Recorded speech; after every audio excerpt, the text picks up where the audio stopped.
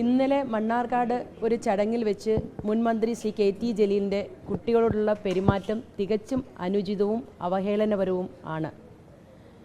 ഒരു കുഞ്ഞിനോട് പൊതുസദസ്സിൽ ആളുകൾ നോക്കി നിൽക്കെ ഇത്തരത്തിൽ അപമാനിക്കുന്ന, അക്ഷരം അറിയത്തില്ല, അതിൻ്റെ ചെവിയിൽ നുള്ളുന്ന പോലെ നുള്ളി എന്നാണ് മനസ്സിലാക്കുന്നത്. അത്തരത്തിലുള്ള പെരുമാറ്റം ഒരിക്കലും ശരിയല്ല. കുഞ്ഞുങ്ങളുടെ അവകാശങ്ങൾക്ക് മേലുള്ള കടന്നുകയറ്റമാണത്. കുഞ്ഞുങ്ങളുടെ അവകാശങ്ങളെക്കുറിച്ച് അവർക്ക് അത്രയും അറിയണം എന്നില്ല.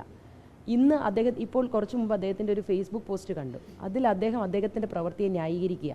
അധ്യാപകനായി പ്രവർത്തിച്ച അദ്ദേഹത്തിനെ പഠിപ്പിച്ച കുട്ടികളാരും അങ്ങനെ പറയില്ലെന്ന്. കാലം മാറി. ഇന്നത്തെ കാലത്ത് ജീവിക്കുമ്പോൾ എല്ലാവരുടെ അവകാശങ്ങൾക്ക് മറ്റെന്തിനേക്കാൾ പ്രാധാന്യം നൽകുന്നൊരു സമൂഹമാണ് പൊതുവെ എല്ലായിടത്തും, പ്രത്യേകിച്ച് കേരളത്തിലും. ശാസ്ത്രീയമായും അതുപോലെ തന്നെ മനഃശാസ്ത്രപരമായും കുഞ്ഞുങ്ങളെ പഠിപ്പിക്കുന്ന അത്തരത്തിലുള്ള അധ്യാപന രീതിയാണ് നമ്മുടെ സമൂഹം, നമ്മുടെ നാട് പിന്തുടരുന്നത്. അതിനൊക്കെ എത്രയോ വിപരീതമായാണ് അദ്ദേഹത്തിൻ്റെ പ്രവർത്തനം ഉണ്ടായത്. തെറ്റ് ബോധ്യപ്പെടാൻ പോലും അദ്ദേഹം തയ്യാറാകുന്നില്ല എന്നുള്ളത് അങ്ങേയറ്റം ദൗർഭാഗ്യകരമായ ഒരു കാര്യമാണ്.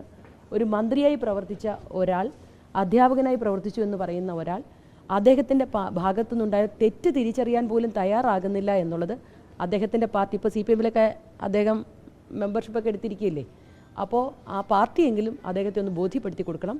ഞങ്ങളെ സംബന്ധിച്ചിടത്തോളം, ശിശു വികസന വകുപ്പിനെ സംബന്ധിച്ചിടത്തോളം ഇത് കുറ്റകരമായ ഒരു കാര്യമാണ്. ഞങ്ങളുടെ district protection officer, child protection ഓഫീസറെ മണ്ണാർക്കാടേക്ക് അയച്ചിരിക്കുകയാണ്. റിപ്പോർട്ട് കിട്ടിയാലുടൻ ബാക്കി കാര്യങ്ങൾ ആലോചിക്കും. തീർച്ചയായും റിപ്പോർട്ട് വരട്ടെ. റിപ്പോർട്ട് വന്നാൽ ഉടനെ എന്തായാലും അനുചിതമായ തെറ്റായ കാര്യമാണ്, തെറ്റാണ്, അത് കുറ്റകരമാണ്. അങ്ങനെ ചെയ്യാൻ പാടില്ല. നമ്മളെ കുഞ്ഞുങ്ങൾക്ക് മാനസിക സമ്മർദ്ദവും അവഹേളനവും നമ്മൾ കൊടുക്കുകയല്ല ചെയ്യേണ്ടത്. ഒരു പക്ഷേ അവരുടെ ഭാഗത്തു നിന്ന് അക്ഷരത്തെറ്റുണ്ടായാലും പഠന ഭാഗത്തെ തെറ്റുണ്ടായാലും അത് മനസ്സിലാക്കി കൊടുത്ത് അവരെ നേരായ വഴിക്ക് നയിക്കുവാൻ അവരുടെ അച്ഛനമ്മമാർക്കും അധ്യാപകർക്കും മാത്രമല്ല, ഈ സമൂഹത്തിൽ പ്രത്യേകിച്ച് പൊതുപ്രവർത്തകർക്ക് ആ ഉത്തരവാദിത്വം വലുതാണ്. അതുപോലും തിരിച്ചറിയാതെ പോകുന്നു എന്നുള്ളത് അങ്ങേയറ്റം ദൗർഭാഗ്യകരമാണ്.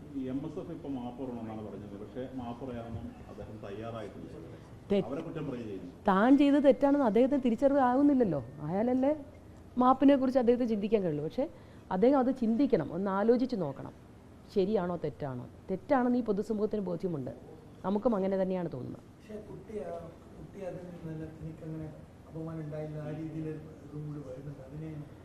അരിയാഹാരം കഴിക്കുന്നവരാണല്ലോ മലയാളികൾ.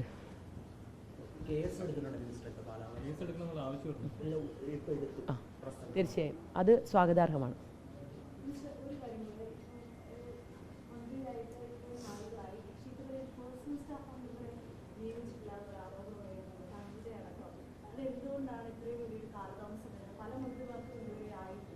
അതൊക്കെ യഥാസമയം യഥാവിധം നടക്കും.